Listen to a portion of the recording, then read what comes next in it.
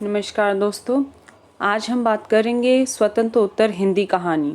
ये हमारी हिंदी कथा साहित्य सीरीज़ का पार्ट है, पार्ट 5। इसमें स्वतंत्रोत्तर हिंदी कहानी पर हम बात करेंगे। तो मतलब प्रेमचंदोत्तर हिंदी कहानी के कई रचनाकार स्वतंत्रोत्तर काल में भी रचनारत रहे। मतलब वे प्रेमचंद का जो काल था उसके बाद के जो रचनाकार थे, स्वतंत्रता के बाद भी वो रचना करते रहे। उन्होंने हिंदी कहानी को नई गति और दिशा देने में अपना रचनात्मक सहयोग भी दिया। किंतु 1947 में आज़ाद हुए भारत में कहानीकारों की जो नई पीढ़ी तैयार हुई, उसने अपनी हिंदी कहानी के वस्तु शिल्प संचेतन में व्यापक परिवर्तन उपस्थित कर दिया। स्वतंत्रता प्राप्ति के बाद अब तक हिंदी कहानी का त्वरित एवं अनेकयामी विकास हुआ। कई छोटे बड़े कहानी आंदोलन के बीच से गुजरते हुए हिंदी कहानी आज जिस मुकाम पर पहुंची है, उसे देखते हुए कहना पड़ता है कि स्वतंत्रोत्तर हिंदी कहानी अपने समय और समाज के साथ चलती हुई निरंतरता अपने को नए रूप रंग में ढालती रही। मतलब स्वतंत्रता के बाद जो कहानियाँ लिखी गई वो समाज के अपने मतलब जो समाज था उसको अपनी कहानियों में प्रदर्शित करते हुए नए जो परिवर्तन हो उसमें भी अपने आप को ढालती हुई चली गई। स्वतंत्रता प्राप्ति के बाद हिंदी कहानी में कई आंदोलन चले। नई कहानी, सचेतन कहानी, अनकही कहानी, अकहानी और सहज कहानी, सक्रिय कहानी, समानांतर कहानी और जनवादी कहानी के नाम से समय समय पर उठने वाले कहानी आंदोलनों ने हिंदी कहानी को नई समृद्ध दृष्टि और कलात्मक ऊंचाई भी दी और संकीर्णताओं, अविचारित आग्रहों और स्वार्थों के कारण उसे क्षति भी पहुंचाई। इन सब बातों का लेखा जोखा इन कहानी आंदोलनों के स्वतंत्र विवेचन के आधार पर ही किया जा सकता है। मतलब अब हम क्या बोलते हैं, हिंदी कहानी पर बात करेंगे। मुझे जो ये नई कहानी आंदोलन है, ये परीक्षा की दृष्टि से बेहद महत्वपूर्ण लगा, तो मैं मुख्यतः इसको ही कवर करूँगी। सचेतन कहानी, अकहानी और सहज कहानी, सक्रिय कहानी, समानांतर कहानी या जनवादी कहानी जो है उसको मैं आपको सिर्फ दिखा दूँगी। यदि आपको महत्वपूर्ण लगता है तो आप पॉज करके उसको थोड़ी देर पढ़ सकते हैं। उसके बाद फिर हम हिंदी कथा साहित्य में दलित चेतना पर अगला वीडियो लाएंगे। तो स्टार्ट करते हैं नई कहानी आंदोलन। नई कहानी आंदोलन की शुरुआत। स्वतंत्रता प्राप्ति तक हिंदी में कोई कहानी आंदोलन नहीं चला था। स्वतंत्रता प्राप्ति के बाद नई कहानी के रूप में एक ऐसा कहानी आंदोलन चला जिसने कहानी के पारंपरिक प्रतिमानों को नकार दिया और अपने मूल्यांकन के लिए नई कसौटियां निर्धारित की। जाहिर है कि स्वतंत्रता मिल जाने पर भारतीय मानस में एक नई चेतना, नई विश्वास, नई आकांक्षा, आशा का जन्म हुआ। मतलब जब देश आज़ाद हुआ था तो फिर लोगों में नई उम्मीदें थीं, नई जागरूकता थी, नई आशाएं थी। उसे एक बदला हुआ यथार्थ मिला जिसने सामाजिक संबंधों, मूल्यों, मान्यताओं और आदर्शों को नया संदर्भ प्रदान किया। नई कहानी के आंदोलनकारियों ने, जिसमें राजेंद्र यादव, मोहन राकेश और कमलेश्वर का नाम प्रमुख है, इस बदले हुए यथार्थ और नए अनुभव संबंधों की प्रामाणिक अभिव्यक्ति पर बल दिया। नए कहानीकारों ने परिवेश की विश्वसनीयता, अनुभूति की प्रामाणिकता और अभिव्यक्ति की ईमानदारी का प्रश्न उठाया और आग्रह किया कि नई कहानी अपने युग सत्य से सीधे जुड़ी हुई है, जिसका मूल उद्देश्य है पाठक को उसके समकालीन यथार्थ से यथार्थ रूप में परिचित कराना। फणीश्वर नाथ रेणु, धर्मवीर भारती, कर्मण्यम, अमरकांत, भीष्म सहानी, कृष्णा सोबती, निर्मल वर्मा, मनु भंडारी, शानी, उषा प्रियवंदा, हरिशंकर परसाई, शैलेश मटियानी जैसे कहानीकारों ने अपने युगीन यथार्थ की मार्मिक और प्रामाणिक अभिव्यक्ति करके नई कहानी के आंदोलन को तीव्र किया। इसमें जो लाइनें मुझे महत्वपूर्ण लगी मैंने उन पे निशान लगा दिया था कि किस प्रकार नई कहानी आंदोलन से ये मुख्यतः जो कहानीकार थे, रचनाकार थे, ये जुड़े हुए थे। चाहे उसमें प्रसिद्ध फणीश्वर नाथ रेणु, धर्मवीर भारती, अमरकांत, भीष्म सानी मार्कंडेय, कृष्णा सोबती, मन्नू भंडारी आदि अनेकों कहानीकार जुड़े हैं, जिसमें उन्होंने वास्तविकता की मार्मिक और प्रामाणिक अभिव्यक्ति की है और इन्होंने नई कहानी आंदोलन को और ज़्यादा बल दिया। राजेंद्र यादव ने एक दुनिया समानांतर नामक पुस्तक का संपादन करके नई कहानी का एक प्रामाणिक संग्रह प्रस्तुत किया और उसके साथ विभिन्न प्रकार के जो हमने अब ऊपर नाम पढ़े उनकी विभिन्न प्रकार की रचनाओं को यहाँ पे बताया गया। जैसे बादलों के घेरे कृष्णा सोबती की बेहद प्रसिद्ध रचना है, परिंदे निर्मल वर्मा की, और चीफ की दावत भीष्म साहनी, ये एक और जिंदगी मोहन राकेश द्वारा लिखी गई है। इस प्रकार विभिन्न प्रकार के रचनाकार हैं। भोलाराम का जीव, ये हरिशंकर पसाई की व्यंग्यात्मक रचना है। इस सूची से यह सहज रूप से जाना जा सकता है कि नई कहानी के आंदोलन के साथ कई बड़े हस्ताक्षर प्रकाश में आए। चलिए, नई कहानी के साथ जुड़ा नई शब्द पहले की कहानी से मात्र पार्थक्य स्पष्ट करने के लिए नहीं प्रयुक्त हुआ, बल्कि उसके पीछे कहानी की नई संवेदना, नई दृष्टि और नए रूपबंध को रेखांकित करने की भावना थी।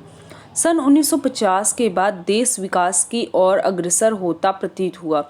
अनेक नए विश्वविद्यालयों और कॉलेजों की स्थापना हुई, सड़कों, पुलों और परिवहन की नई सुविधाओं का विकास हुआ, अनेक नए विभागों का निर्माण हुआ। देश के त्वरित और सर्वांगीण विकास के लिए पंचवर्षीय योजनाएं बनी, औद्योगिकरण और मशीनीकरण की गति तीव्र हुई, समाज में स्त्री पुरुष को शिक्षा और नौकरी के लिए समान अवसर उपलब्ध हुए, घर की चार दीवारी में बंद स्त्री कार्यालयों में काम करने के लिए उन्मुक्त हुई। इन सब स्थितियों से भारतीय जीवन धारा में एक नई हलचल और गति का समावेश हुआ। ये बेहद साधारण भाषा में लिखा गया, किस प्रकार आप सभी समझ सकते हैं, हिंदी में ही लिखा है। इस प्रकार कि जब स्वतंत्रता के बाद स्त्री और पुरुष दोनों शिक्षा प्राप्त किए, दोनों नौकरी पे जाने लगे, जो घर की चार दीवारी में बंधी स्त्री अब कार्यालयों में काम करने लग गई। इन सब स्थितियों उन्हें जो हमारा साधारण स्वतंत्र से पहले का जीवन था बिल्कुल अलग था। ठीक है, यह प्रभाव और परिवर्तन वैसे तो हर क्षेत्र और हर वर्ग पर पड़ा, लेकिन भारतीय समाज का जो मध्यम वर्ग था इसे सीधे और गहराई तक प्रभावित हुआ। कभी भी कोई भी परिवर्तन होता है तो जो उच्च वर्ग होता है या अति निम्न वर्ग होता है वो उस पर असर नहीं पड़ता। हमेशा अगर किसी भी चीज़ का प्रभाव पड़ता है तो वो मध्यम वर्ग पर ही पड़ता है। स्वतंत्रता के मिल जाने से सामाजिक जिंदगी में काफ़ी उथल पुथल हुई। पुराने रिश्ते नाते टूटे बिखरे, परिवार का परंपरागत ढांचा जो प्रेमचंद के समय में ही चरमरा रहा था बुरी तरह बिखर गया। यानी कि संयुक्त परिवार की जगह एकल परिवार जैसी परंपराएं, है ना, न्यूक्लियर फैमिली जैसी व्यवस्था प्रचलन में आना, स्त्री पुरुष की स्थिति और संबंधों में डाइवोर्स जैसी स्थितियों, हाँ, संबंधों में परिवर्तन आया। स्वतंत्रता ने युगों से दलित स्त्री को पुरुष की ही भांति खाने कमाने की आज़ादी दी। समाज के विभिन्न वर्गों में नई चेतना विकसित हुई। अब तक जो दलित शोषित था उसे सिर उठाकर चलने का वातावरण मिला, सरकार बनाने में उसे भी बराबर का मताधिकार मिला। नई कहानी ने इन सारे परिवर्तित विघटित होते हुए संबंधों एवं मूल्यों को बड़े ईमानदारी के साथ अभिव्यक्त करने का जोखिम उठाया। महानगरीय, कस्बाई और ग्रामीण जीवन बोध, यथार्थ चित्रण, ऐतिहासिक मोह भंग, मध्यवर्गीय जीवन का मार्मिक अंकन, सामाजिक एवं पारिवारिक संबंधों के बिखराव और निर्मित की सही पहचान, नवीन भाषा शिल्प आदि नई कहानी की उल्लेखनीय विशेषताएं हैं। इसके बाद जैसे मोहन राकेश की ने मलबे का मालिक और मिस पाल, ठीक है, राजेंद्र यादव ने खेल खिलौने, है ना, कमलेश वर्णे राजा निर्बंसिया, है ना, दिल्ली में एक मौत, उषा प्रियवंदा ने वापसी, है ना, वापसी एक ऐसी कहानी जिस प्रकार मतलब किस प्रकार परिवार से दूर रहकर जो उसका जीवन था, उसके बाद रिटायरमेंट के बाद जब वो अपने घर आता है फिर वो पूरा परिवेश उसको बिल्कुल बदला हुआ लगता है और वो फिर निर्णय लेता है कि वापस वो दूसरा काम ज्वाइन कर लेगा और घर से दूर ही रहेगा। किस प्रकार उसकी वापसी घर में वापसी काफ़ी सालों बाद जो होती है उसमें वो अपने आप को असहज महसूस करने लगता है। घर वाले भी उसके साथ मतलब असहज महसूस करते हैं। हालांकि वो था उस घर का ही सदस्य लेकिन लंबे समय तक बाहर रहा था, है ना। ऐसी उषा प्रियवंदा की कहानी है जो स्वतंत्रता के बाद साधारण जो मनुष्य थे उनके जीवन में मतलब जो जैसा था वैसा ही उसको दिखाया गया है कि किस प्रकार लोगों का जो जीवन था, उनकी जीवन शैली, जो उनका रहन सहन था विभिन्न प्रकार से बदला। तो वैसे ही उसके बाद मतलब उसी को कहानियों के माध्यम से प्रस्तुत किया। भीष्म साहनी ने चीफ की दावत किस प्रकार मतलब चीफ की दावत में किस प्रकार मतलब एक प्रमोशन के लिए चीफ को घर पे बुलाया जाता है और किस प्रकार माँ को एक कोठरी में रहने के लिए मजबूर किया जाता है और हालांकि चीफ माँ से मिलता है और आखिरकार माँ ही उसकी प्रमोशन का एक मुख्य कारण बन जाती है। मतलब किस प्रकार स्वार्थी व्यक्ति हो जाता है और माँ के प्यार को भी मतलब माँ के प्यार को भी नहीं समझ पाता और माँ के साथ कैसा व्यवहार करता है। एक प्रकार से एक ऐसी कहानी चीफ की दावत है। मार्मिक कहानी है बेहद, जिसे कहानियों को लिखकर स्वतंत्रता भारत के नगरीय जीवन बोध को ईमानदारी के साथ चित्रित किया। ठीक है, इसी प्रकार रेणु जैसे रचनाकारों ने तीसरी रस्म, लाल पान की बेगम, रसप्रिया जैसी कहानियों के माध्यम से अंचल विशेष की आशा आकांक्षा व्यथा कथा को नए भाषा शिल्प में प्रस्तुत करके आंचलिक कथा लेखन का मार्ग प्रशस्त किया। फणीश्वरनाथ रेणु एक आंचलिक कथाकार माने जाते हैं। इनकी रचना को आपको ज़रूर पढ़ना चाहिए। इसके बाद फिर सचेतन कहानी, अकहानी, सहज कहानी, सचेतन कहानी उसको विस्तार से अकहानी हो गई या आंदोलन है, सहज कहानी आंदोलन हो गया, समांतर कहानी आंदोलन हो गया, फिर उसके बाद सक्रिय कहानी आंदोलन हो गया, फिर जनवादी कहानी, है ना, ये है। फिर उसके बाद समकालीन हिंदी कहानी दशा और दिशा। इस पर चलिए हम थोड़ा सा बात कर लेते हैं। जो मुझे मुख्य लगा वो पार्ट मैंने आपको कवर करवा दिया।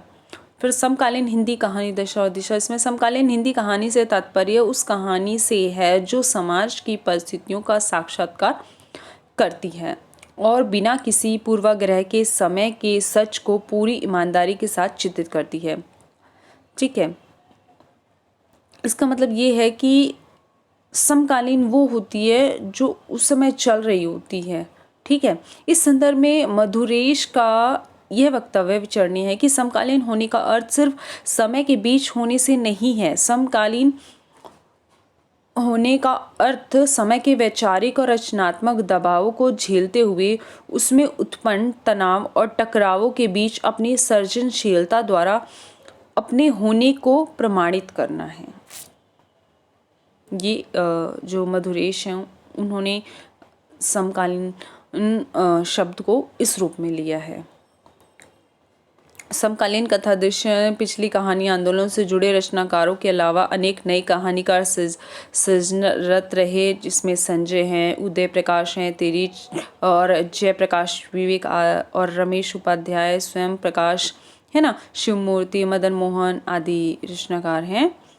इसके अतिरिक्त नई कहानी के दौर के प्रमुख लेखिकाओं मन्नू भंडारी, कृष्णा सोबती, उषा प्रियवंदा, समांतर कहानी से जुड़े लेखकों दीप्ति खंडेलवाल, निरुपमा सेवती, है ना, और फिर उसके के साथ साथ 8वें और 9वें दशक से अपनी रचनात्मकता को प्रकाशित करने वाली मृणाल पांडे, मृदुला गर्ग, चित्रा मृदुगल, राजी सेठ, मंजुल भगत, सुधा अरोड़ा, प्रभा खेतान के भी नाम उल्लेखनीय हैं। जिनसे समकालीन हिंदी कहानी का एक ऐसा परिदृश्य प्रत्यक्ष होता है जिसमें ना तो वैचारिक जकड़बंदी है, ना सीमित जीवन अनुभव पर आधारित कलाबाजी। आज का कहानीकार अपने समय के बृहत्तर सच को उसकी पूरी विविधता में चित्रित करने में लगा हुआ है। समकालीन जीवन पर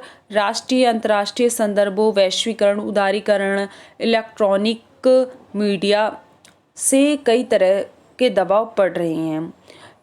उन दबावों को पहचानना, उसके बीच से जीवन का मार्ग तलाशना आज के कहानीकार की जिम्मेदारी है। कहना ना होगा कि समकालीन कहानीकार अपने दायित्व के प्रति काफ़ी सजग है ना। तो इस प्रकार हमने कवर कर लिया कि समकालीन हिंदी कहानी की दशा और दिशा और साथ ही नई कहानी आंदोलन। इसी के साथ हम ये वीडियो समाप्त करते हैं और आपसे उम्मीद करते हैं कि आप हमसे ऐसे ही जुड़े रहेंगे। इसके लिए आपको हमारा चैनल सब्सक्राइब करना होगा और अगर वीडियो अच्छा लगा है तो इसको लाइक ज़रूर करें और कमेंट करें कि आपको किस विषय पर वीडियो आगे चाहिए। मैं पूरी कोशिश करूँगी कि आप लोगों को मैं हाथों से लिखे हुए ही नोट्स प्रोवाइड कर दूँ, लेकिन मुझे लगता है कि जब हम बुक से पढ़ते हैं तो चीज़ें हम ज़्यादा अच्छे से समझ पाते हैं। चलिए इसी के साथ टाटा बाय बाय।